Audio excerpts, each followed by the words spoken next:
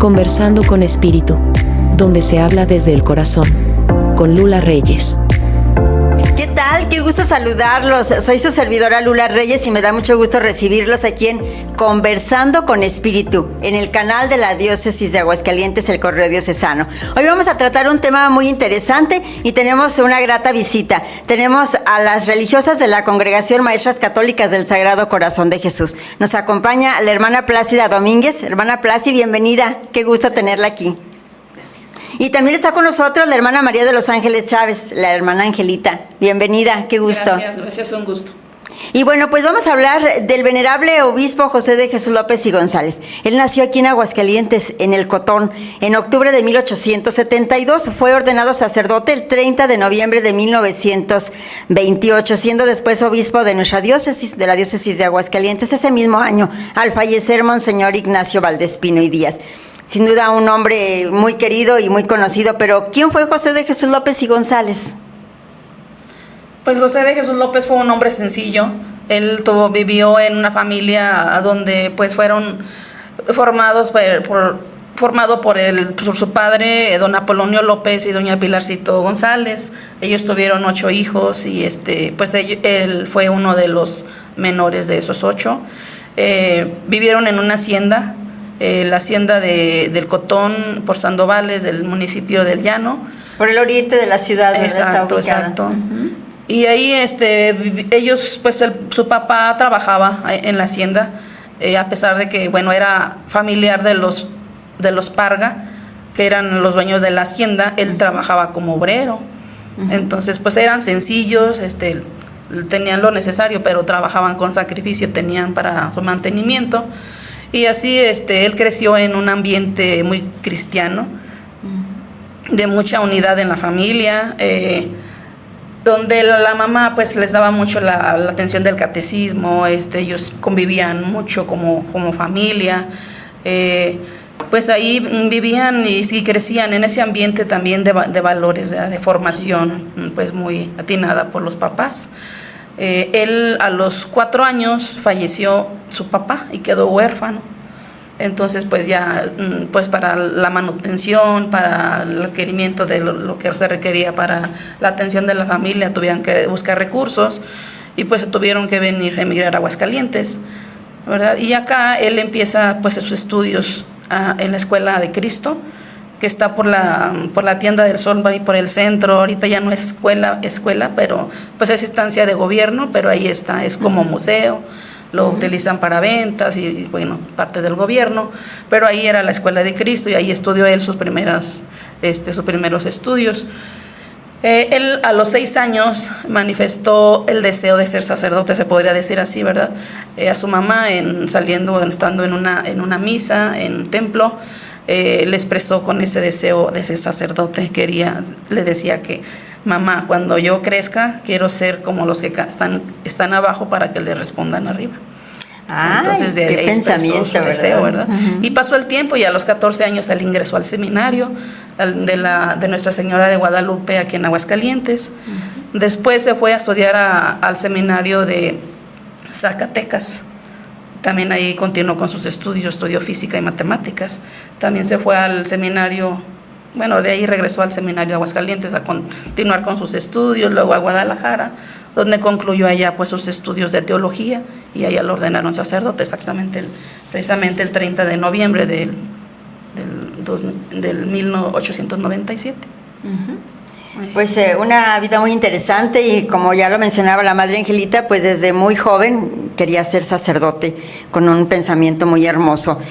Y bueno, él fue el 3er obispo de Aguascalientes, de nuestra diócesis de Aguascalientes, pero ¿cómo fue entonces el gobierno de Monseñor López y González? Pudiéramos considerarlo con dos... como suavidad y firmeza era su gobierno, a la vez que sabía exigir, lo hacía de tal manera que la persona se sentía bien, ¿verdad? Un testigo dice que era enérgico y sabía exigir lo que creía necesario y justo.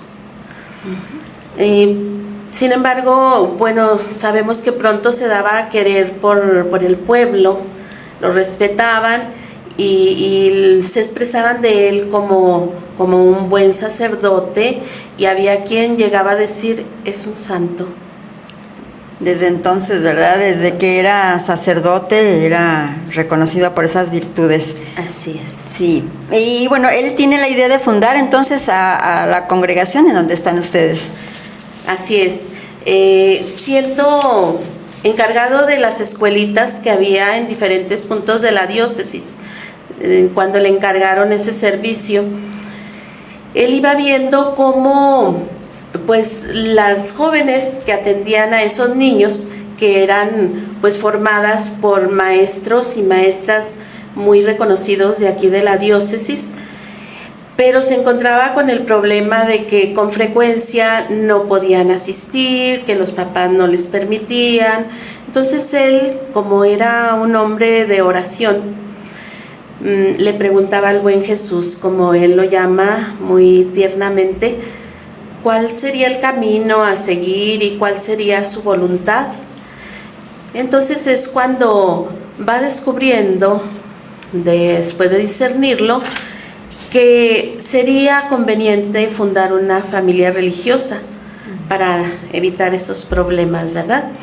Y entonces pues empieza a reunir jóvenes que tienen esos deseos de entregarse a Dios, para ir formando ese grupito.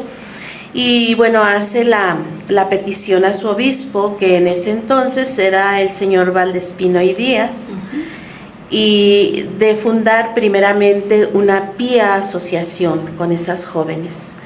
Él se lo aprueba, y es el 25 de diciembre de 1925 cuando ante el portal del Niño Dios, ahí en el orfanatorio Casimir Arteaga, hacen su primera promesa esas jóvenes. O sea, estamos por cumplir 100 años ya de esos inicios.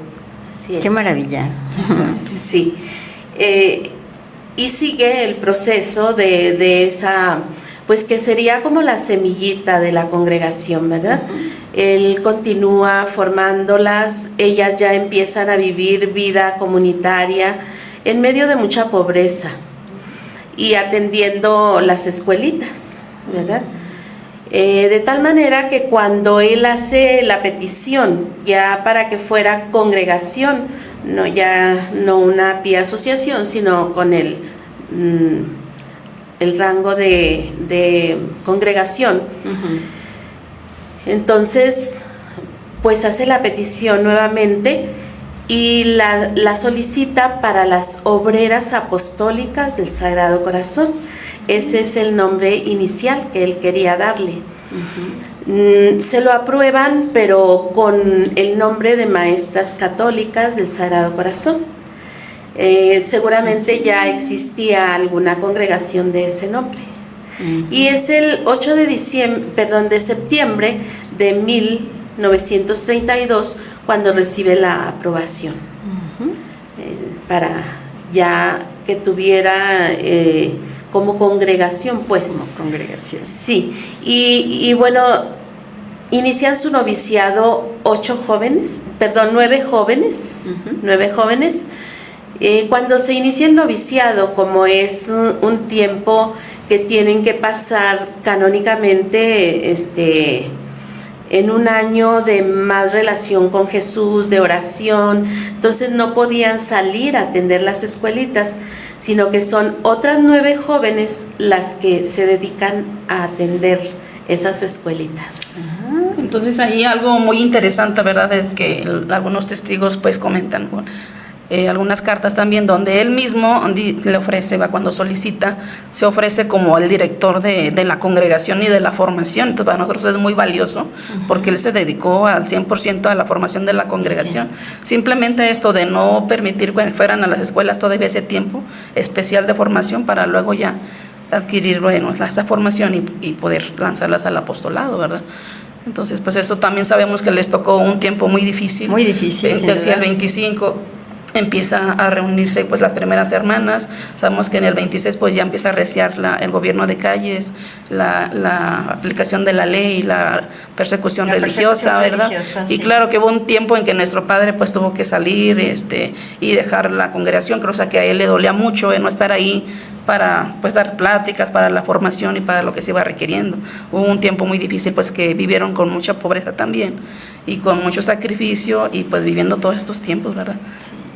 Fueron tiempos muy difíciles, sin duda, las que vivió Monseñor José de Jesús López y González y esta naciente congregación de las Mesas Católicas del Sagrado Corazón de Jesús.